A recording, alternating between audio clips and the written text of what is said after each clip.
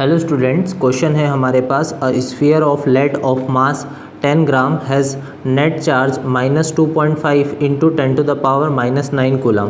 पहले पार्ट में हमसे पूछा है find the number of excess electrons on the sphere. Second part में हमसे पूछा है how many excess electrons per lead atom, और हमें बताया है atomic number of lead is 82 and its atomic mass is 207 gram per मोल।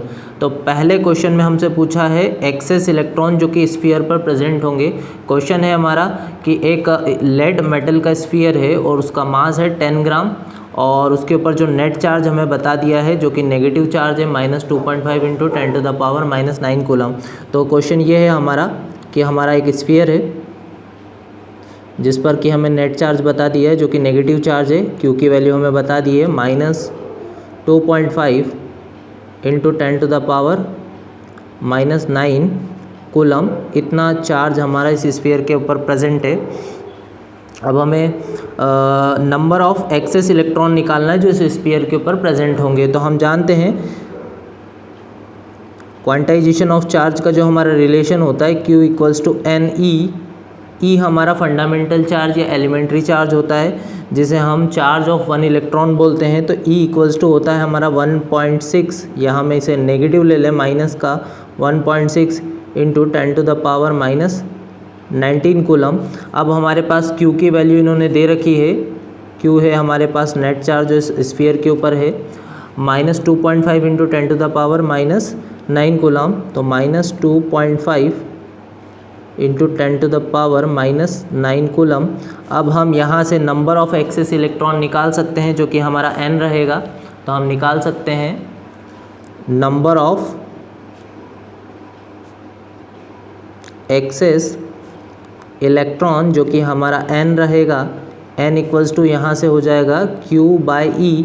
अब हम इसमें वैल्यू सब्सटीट्यूट कर दें तो n इक्वल्स टू Q हमारे पास है -2.5 इंटू 10⁻⁻9, और नीचे आ जाएगा हमारा -1.6 इंटू 10⁻⁻19, और ये माइनस से ये वाला माइनस कैंसिल हो जाएगा, और इसको ऊपर ले लें हम, ये डेसिमल से पहले डेसिमल कैंसिल कर दें तो ये हो जाएगा आपका n इक्वल्स टू 25/16, और यहाँ पर 10 की पावर रहेगी आपकी 19 ऊपर ले लें तो ये हो जाएगा 10⁻10। अब आप जब 16 से डिवाइड करेंगे 25 को तो ये वैल्यू निकलती है 1.56। तो यहाँ से हमारे पास n निकल गया है, यानी कि नंबर ऑफ एक्सेस इलेक्ट्रॉन हमें पता चल गए हैं 1.56 इंटू 10⁻10। ये हमारा फर्स्ट पार्ट का आंसर है। अब हम बात करते हैं सेकंड पार्ट की। सेकंड पार्ट में हमसे पूछा है number of excess electrons per lead atom. तो पहले हम नंबर ऑफ एटम्स निकालेंगे, जो हमारे लेड के जो टोटल नंबर ऑफ एटम्स हैं हम पहले वो निकालेंगे। तो हम कैसे निकाल सकते हैं, पहले हम नंबर ऑफ मोल्स निकाल सकते हैं, क्योंकि हमारे पास गिवन मास है। गिवन मास हमारे पास 10 ग्राम है, और उसका जो हमें एटॉमिक मास बता दिया है 207 बता दिया है। तो हम नंबर ऑफ मोल्स निकाल सकते हैं। पहले हम निकाल लेते हैं number of moles of lead, जो कि हो जाएगा हमारा गिवन मास